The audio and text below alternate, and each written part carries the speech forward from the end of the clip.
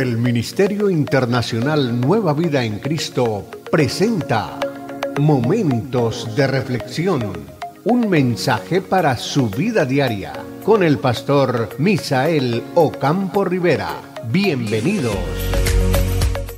Hola amigos, cordialísimo saludo. Bienvenidos a la reflexión en el día de hoy.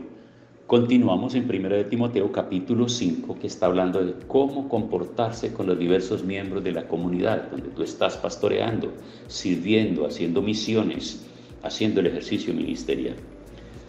Y está dando estrictas órdenes y recomendaciones al pastor Timoteo sobre el trato que debe darle a las viudas. En el versículo 9, 5:9 en adelante, dice: en la lista de las viudas deben estar únicamente las que tengan más de 60 años y no hayan tenido sino un solo esposo. Deben ser conocidas por sus buenas acciones, por haber criado bien a sus hijos, por haber recibido bien a los que llegaron a su casa, por haber lavado los pies a los del pueblo santo y haber ayudado a los que sufren. En fin, por haberse dedicado a hacer toda clase de obras buenas. Mira todo ese requisito que dice ahí para las viudas.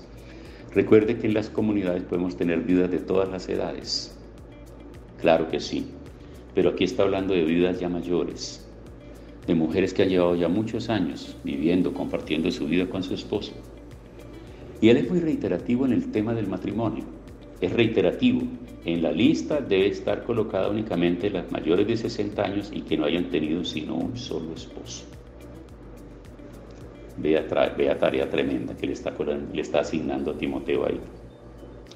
Pero no pongas en la lista a viudas menores, de menos edad, porque cuando sus propios deseos las apartan de Cristo, quieren casarse de nuevo y resultan culpables de haber faltado a su compromiso.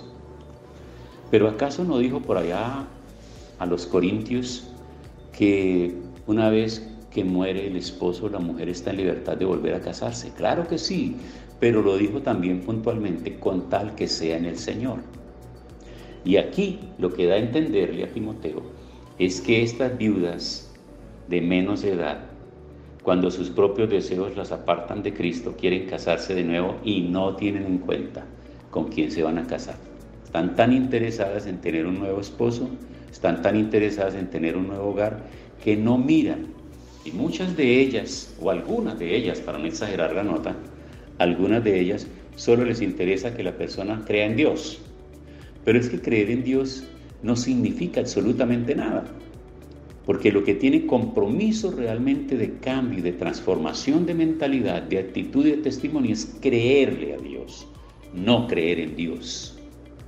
Porque creer en Dios, la Biblia dice que hasta los demonios creen y tiemblan, pero no pasan de ahí. Y los hombres creen en Dios, y eso es simplemente un dicho para que las mujeres, que son frágiles en su pensamiento y en su mente, puedan ser seducidas. No es que yo creo en Dios, yo creo en Dios. Y cuando les colocan como requisito para poder atender sus pretensiones el que vayan a la iglesia con ellas, ellos lo hacen. Y si les colocan como requisito que se bauticen, se bautizan. Para ellos no hay problema, pero no tienen convicción, no están convencidos del mensaje de Cristo, están convencidos que utilizan todo eso que ellas les están diciendo como mecanismo para ganarlas, para atraerlas, para persuadirlas y para convencerlas. Y finalmente, ¿qué pasa? Que una vez que estas mujeres aceptan ese matrimonio o aceptan ese hombre, pues sencillamente ellos las sacan del camino del Señor. Ahora, algunas de estas viudas, dice, quieren casarse de nuevo y resultan culpables de haber faltado a su compromiso. ¿A cuál compromiso? Al compromiso con el Señor. Porque entonces cambiaron su fe ahora por aceptar, convivir con un hombre que no ama a Dios, aunque cree en Él, no lo ama, no lo conoce, no lo obedece, ni está dispuesto a tener un encuentro con Él. Entonces, ¿cuál es la condición para ellas? Una situación dura y difícil. Algunas de ellas se apartan de la fe, algunas de ellas se van, algunas de ellas no les importan sus propios hijos, sino que se los llevan, los apartan de la iglesia, no vuelven a la comunión. Los chicos entonces cogen caminos de perdición y se van a otros lugares. Además andan de casa en casa y se vuelven perezosas, y no solo perezosas sino también chismosas, metiéndose en todo, diciendo cosas que no convienen. El apóstol Pablo es muy gráfico aquí y está hablando de una realidad que podría suceder en las comunidades frente a estos casos. Y Timoteo tiene que tomar nota, atenta nota y estar pendiente.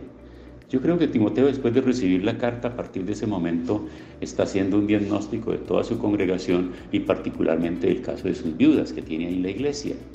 ¿Qué va a pasar? Y yo creo que todo esto nos sirve a nosotros también para tener esto, hay que tenerlas en alta estima. En la Biblia encontramos toda clase de mujeres. Cuando ustedes quieran hacer un estudio serio sobre diferentes tipos de mujeres, váyanse al libro de Proverbios. Yo hice un estudio en el libro de Proverbios, existen más de 15 tipos o clases de mujeres.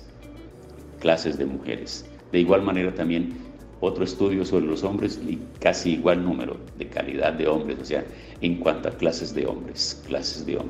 Entonces, aquí él está dedicado a hablar de las viudas mayores, las viudas jóvenes, las viudas que se quieren casar, las viudas que necesitan atención por parte de la comunidad, las viudas que necesitan ser atendidas por su familia, por sus hijos. Todo esto es interesante que lo tengan bien en cuenta. Pero luego dice en el verso 16, si algún creyente o alguna creyente tiene viudas, que las mantenga y no sea agravada la iglesia, a fin de que haya lo suficiente para las que en verdad son viudas. O sea que hay viudas que tienen recursos, hay viudas que tienen familia, hay viudas que tienen familia que tienen capacidad económica para ayudarlas, pero hay otras viudas que tienen sus hijos, no tienen trabajo, no quedaron ingresos, su esposo no les dejó absolutamente nada. Como en el caso bíblico, hay viudas que lo único que el marido les deja son deudas. Y estas viudas merecen que la congregación, que las iglesias tiendan su mano de misericordia y las ayuden a salir adelante. Hasta ahí llegamos en el día de hoy, con esta parte que él está hablando acerca de las viudas, y cómo el apóstol le está diciendo al pastor Timoteo para que él entienda ahora. Así que el trabajo de Timoteo en ese tiempo no era un trabajo tan fácil. Note lo siguiente. El trabajo misionero de la apertura de iglesias es llegar y predicar en un lugar, hablar, y toda la gente que llega al lugar y entiende el mensaje se convierte. A partir del momento que la persona se convierte, entonces el trabajo misional va más allá. Al principio ese trabajo del misionero es un trabajo evangelístico. Y en el trabajo evangelístico entonces vamos hablando de la necesidad mayor que tiene la persona, que es el conocer a Cristo en su corazón, llegar a la convicción del arrepentimiento, recibir a Cristo, confesarse pecador, recibir el perdón y sentir que a partir de ese momento su vida está en comunión con Dios. Pero después de ese paso del evangelista viene el trabajo misional mucho más allá, el trabajo misionero más allá, porque entra el pastor.